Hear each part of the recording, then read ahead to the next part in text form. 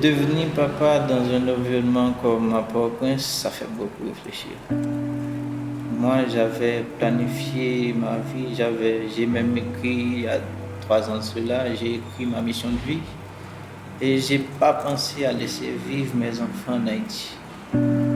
Et pour l'instant, je vais avoir mon premier enfant en Haïti.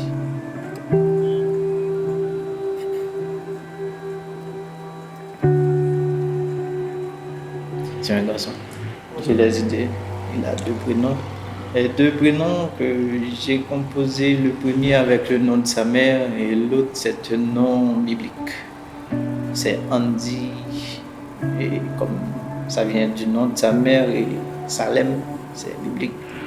Et le docteur que ma femme suit nous a dit aujourd'hui on est le 20. Aujourd'hui, c'est la date que le docteur a fixée. Et très souvent, ça peut aller 3 jours après. On se communique très souvent, soit par WhatsApp ou par appel. Et je me dis quelquefois, si toutefois je suis au travail et qu'elle va accoucher, elle est seule à la maison, et qu'est-ce que je vais faire? Et d'ici à chez moi, c'est un peu loin.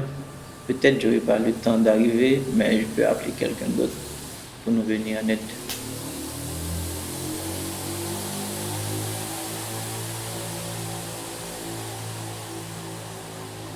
Il y a un impact psychologique. Mes enfants et ma femme, ils ont plus en plus peur. Ils ont peur plus. Pendant les 4 dernières années, j'ai victime de braquages à 4 reprises. Et au début de l'année 2023, j'ai été victime de braquages à Delma, pas loin de chez moi. Le dernier, c'est le 30 mars 2023. Et je pleurais comme un enfant. J'ai tellement été victime de ces actes et les gens ils étaient beaucoup plus agressifs qu'avant. Ils m'ont menacé de tuer. Et par rapport à tout ce qu'on voit qui se passe dans les quartiers, c'est facile de tuer les gens. Quand les gens te menacent de te tuer, ça me fait peur.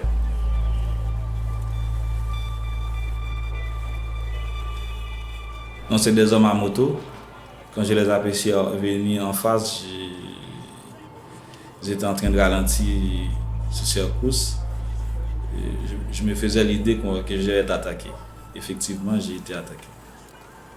Traumatisé, comme tout enfant voit son père en train de braquer par des bandits menacés, je pense qu'il est traumatisé.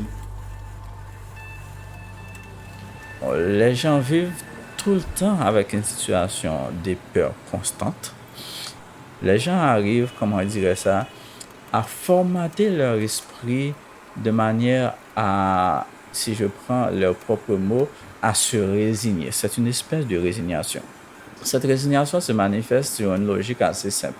Puisque je n'ai où aller, puisque je ne peux rien faire, je continue à vivre et j'attends le jour où ma mort arrive, où mon tour arrivera. Voilà la logique. Et je me rappelle bien le discours d'un jeune qui désire aller à l'école, mais qui ne peut pas, et qui dit que chaque jour il passe, il n'est pas mort, c'est comme une victoire. Mais pourtant, il s'attend à être mort à n'importe quel moment. Pour lui, son quartier est comme une cimetière à ciel ouvert. Donc, c'est la réalité. Donc, les gens vivent chaque jour la réalité de la mort. La pulsion de mort se manifeste chaque jour.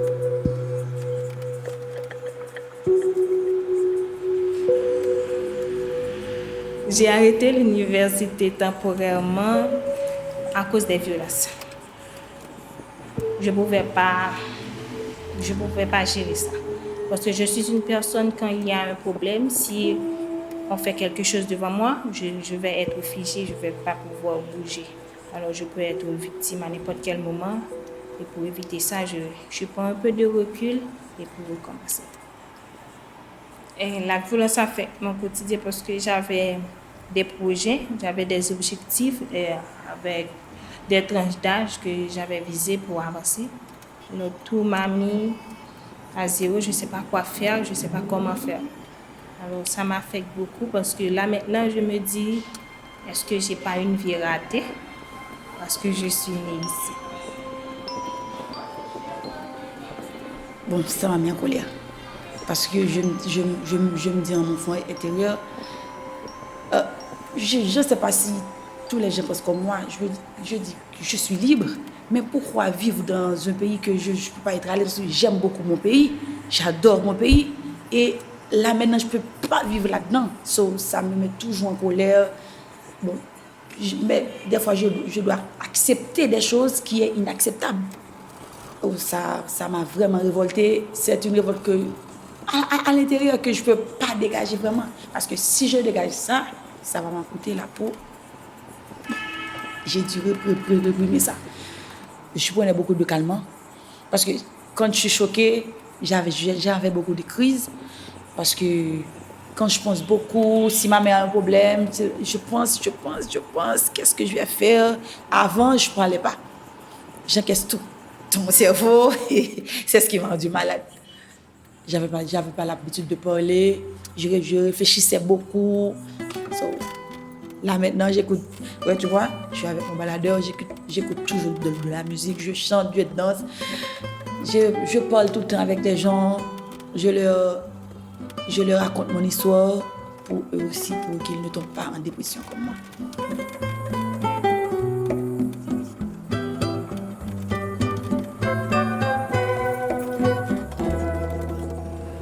Quand je suis dans la rue, moi, très souvent, je dis à ma femme que je n'ai pas peur. J'ai la foi, mais je dois être prudent. Et le pire des menaces, est-ce que c'est une menace?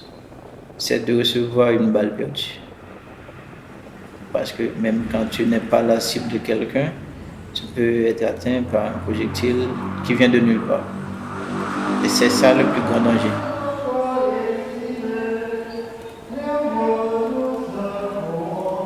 Bon, pour te dire, je ne me fais pas trop de soucis pour ne pas être trop stressée. Parce que je me suis dit en premier lieu que je ne peux pas me protéger.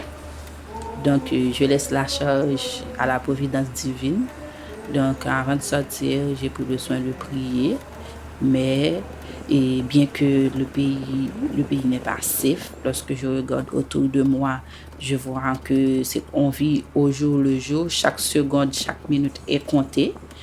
Je suis sûre qu'un jour ou l'autre, le pays va connaître un calme et le jour va arriver. Même si moi-même je ne le sais pas, je peux déjà être une victime. Mais je suis sûre qu'un jour, Dieu dira son mot et tous les gens qui font souffrir les autres personnes, et donc Dieu prononcera son jugement envers eux.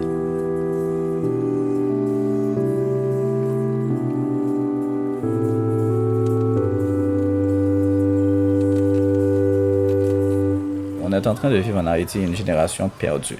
Ce qui fait pour moi l'espoir du futur est encore plus sombre. Là, la réalité, c'est que les enfants n'ont pas vraiment accès à l'éducation puisque les écoles dans ces quartiers sont fermées. Et les gens aussi n'ont pas les moyens pour se payer une école même ailleurs parce que sortir de ces quartiers, c'est compliqué. En réalité, ce que je constate, c'est qu'on constate des enfants avec des problèmes psychosomatiques très, très poussés.